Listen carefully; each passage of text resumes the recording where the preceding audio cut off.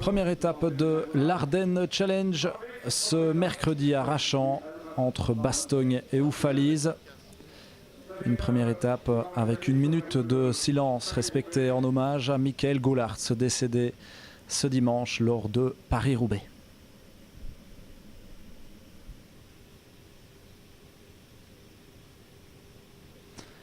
Une minute de silence respectée par l'ensemble du peloton en hommage à Michael Goulart, donc retrouvé inconscient sur le secteur pavé de Viesly lors de Paris-Roubaix.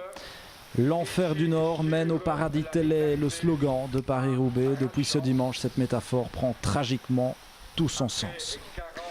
Et voilà, les coureurs ont pris donc le départ de cette première étape avec les hauts plateaux ardennais et ces longues difficultés comme ici à Vesoul, à la sortie d'Oufalise. Un peloton très étiré, comme vous le voyez sur ces images. Les conditions météo sont parfaites pour aujourd'hui, pas beaucoup de vent, même si les hauts plateaux réservent généralement un peu plus de vent que partout ailleurs en Wallonie, les hauts plateaux ardennais. Et cette échappée prend forme, une échappée d'environ 10 coureurs à la sortie de Rachan après la longue première boucle, long premier circuit en ligne. Ils sont 12 aux avant-postes avec quelques secondes, comme vous le voyez, sur les premiers poursuivants. Le peloton veille au grain derrière ces 12 hommes de tête.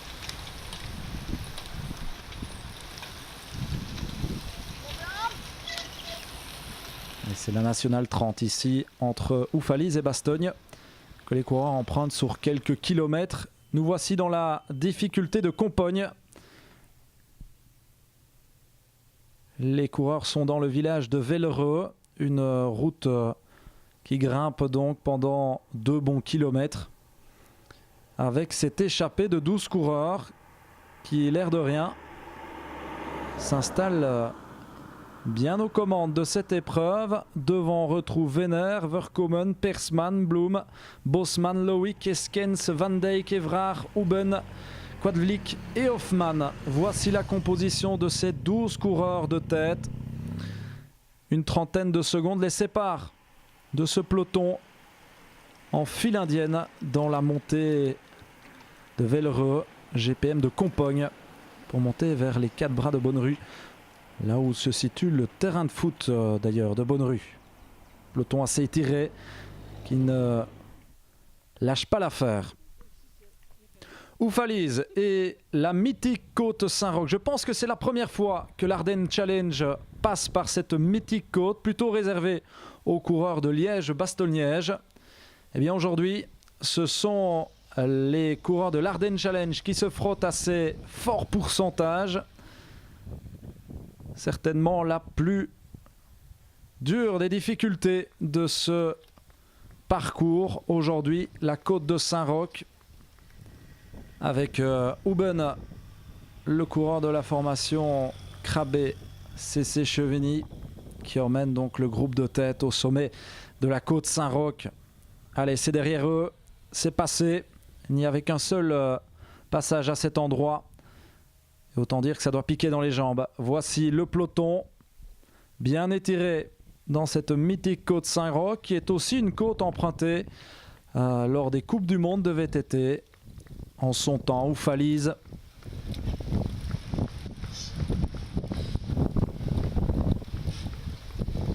Et autant dire que ça fait mal dans le peloton. Chacun subit ses forts pourcentages.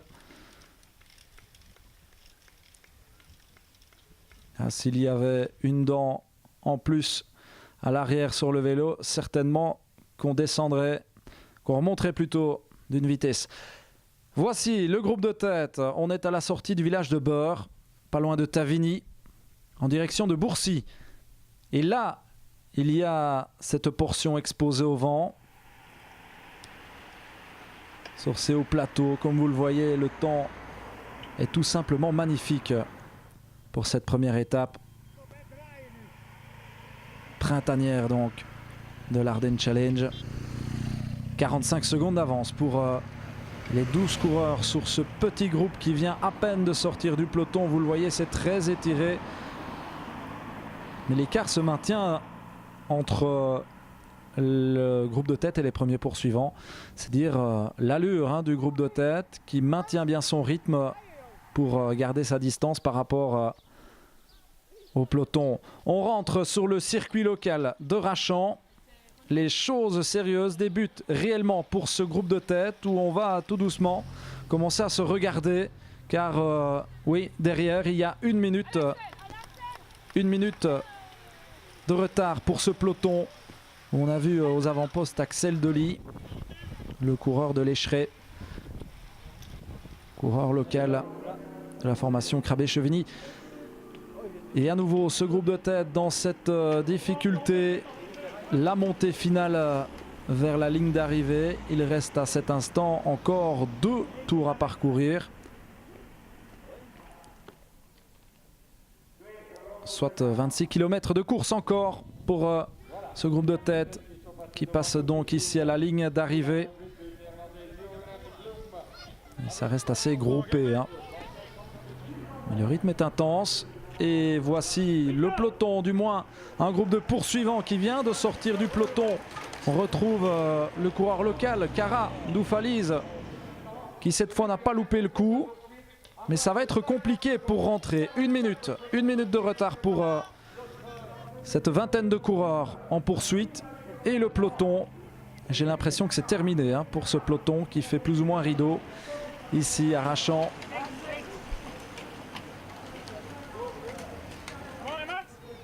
Peloton débattu. Le peloton débattu au-dessus de la côte d'arrivée.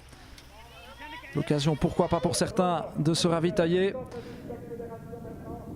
Et c'est au passage de la cloche que Évrard, le seul wallon présent aux avant-postes, tente sa chance. Tente de faire la différence dans cette montée finale. Il reste 13 km à parcourir. C'est très effilé hein, derrière le leader.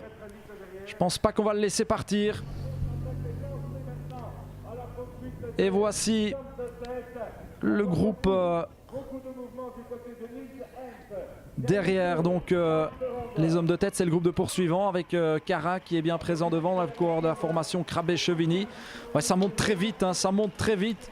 L'écart se réduit. 30 secondes de retard pour ces poursuivants. 30 secondes. C'est un groupe assez imposant derrière les leaders. Et le sprint final est lancé.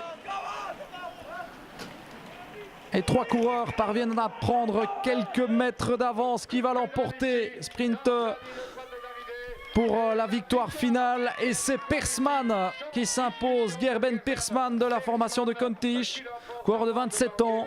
C'est la 2e victoire de sa saison. Lui qui a déjà remporté une course il y a de cela quelques jours. Début avril à Nieuwerkerken dans la région anversoise. Voici le groupe des poursuivants pour la 13e place. Et le vainqueur du jour, Gerben Persman, qui est heureux de remporter ici sa 2e victoire de la saison. Et il débloque clairement son compteur. On l'écoute. And I had 2 riders in my wheel and I knew they were playing a little bit, so j'avais 2 coureurs dans ma roue, je savais qu'ils jouaient un peu, donc j'ai aussi un peu joué avec eux. Et dans les 300 derniers mètres, quelqu'un a emmené tout le monde. J'ai juste donné tout dans les derniers mètres pour m'imposer et terminer le travail. Quelle était la difficulté de cette première étape? Beaucoup de côtes, du vent? Du vent. The wind and certainly there's no flat sections. There's only uphill and downhill. So, du vent et beaucoup de passages où il y avait possibilité de crever. Starting from 30 km in, so yeah, I had a great day. On est parti après 20 km dans un groupe. J'avais de très bonnes jambes et ça marchait dans le final. Première place au classement général, une place qu'il va falloir conserver, un maillot jaune à conserver pour vous. Je n'ai jamais gagné de maillot jaune de ma vie, c'est bien d'en avoir un. Nils Van Dijk, vainqueur en 2015 du classement général de l'Ardenne Challenge. Première étape aujourd'hui, ça commence bien pour vous? Oui, une 3e place aujourd'hui, c'est très bien. L'année passée, j'avais loupé la bonne échappée le premier jour et tous les autres jours j'étais chez les 4 premiers. Et c'était ça que je manquais pour la victoire finale. Donc aujourd'hui, c'est bien commencé. Le vainqueur, un mot sur le vainqueur, il était le plus fort? Oui, j'avais déjà senti dans la course qu'il était très fort. Et je le connais bien parce qu'il habite à 5 km chez moi. Et il a gagné 2 semaines passées, donc je savais qu'il était fort, il était bien occupé. Une première étape sur des routes que vous connaissiez bien, non? Oui, ben voilà, c'est toutes mes routes d'entraînement, donc c'est ce que je connais par cœur. Donc ouais, c'était chouette. Et un mot sur cette épreuve, il n'y avait pas spécialement beaucoup de vent, ça aurait pu être la grande difficulté, il y en avait un peu, mais surtout les côtes aujourd'hui. Oui, ben, il y avait un peu de vent et ils en ont profité. J'étais mal mis, donc le bon groupe est parti, ce que je regrette. Et la condition n'était pas super bonne, je pensais qu'on reviendrait. Et on arrive à 10-15 secondes du groupe des premiers, ben, c'est dommage, parce qu'on loupe quelque chose de bien pour une première étape, mais voilà, on se rattrapera par la suite. Et voilà donc le podium de cette première étape de l'Ardenne Challenge. Persman lève bien haut son bouquet, lui qui endosse le maillot jaune aussi de leader de cette Ardenne Challenge. Victoire donc de Gerben Persman, premier leader.